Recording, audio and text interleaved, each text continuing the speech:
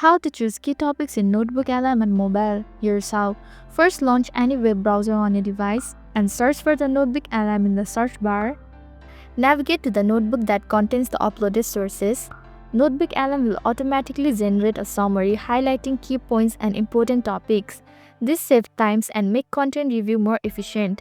Instead of scrolling manually, use the search bar to quickly find specific key topics within your uploaded content. Just type a keyword and NotebookLM will filter your insights. Now tap on the send button. Here you can see NotebookLM has provided you with the key topics.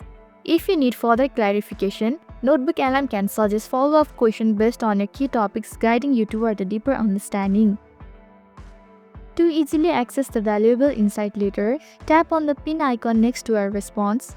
This will save it for a quick reference in your notebook. Finally, this is how to choose key topics in NotebookLM.